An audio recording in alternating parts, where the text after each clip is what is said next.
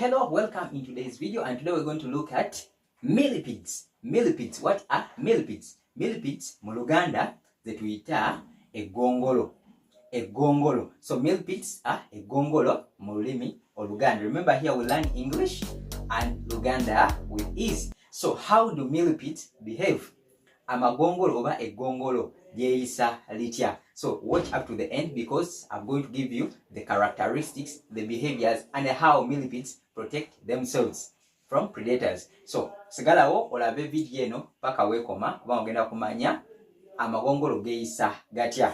Okay, so let's get started. Enjoy the video, and if you find this video amusing and helpful to you, please do give it a thumbs icon such that I'm motivated to post more videos like this. Osanga video eno nga ya makulu obange okusanyusiza osobola kugisharinga no subscribing if you're new to this channel. I'm motivated to post more videos like this. Okay, so enjoy the video, and here at Benny 2178 we learn with ease. So as you can see, the millipede is moving slowly.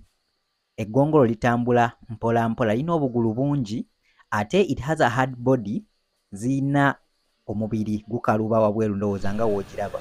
So they can be in red, black and other colors. Eggongolo limyufu, it has a red color.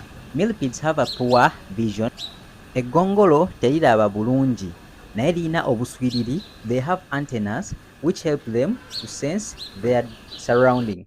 Bina obuswiriri obuyamba okusensinga omulabe aba aliwo, and they curl into a tight spiral to shield their soft underside from danger. So kino kitegeeza nti amagongolo gezingako okukuuma ebitundu byazo eby'omunda ebigonda. So wabweru bikaluba, bina hard shell, bina eddiba erikaluba, so likaringa nga woolaba, then welumala osensinga nti omulaba agenze nga kiryoka kivaawo. So after detecting that the enemy has gone, then it locomotes. So millipedes zina hard shell era zitambula mpola mpola, but they are faster than a snail. Naye zitambula mangu okusinga ekovu. Okay, those were millipedes. Thank you.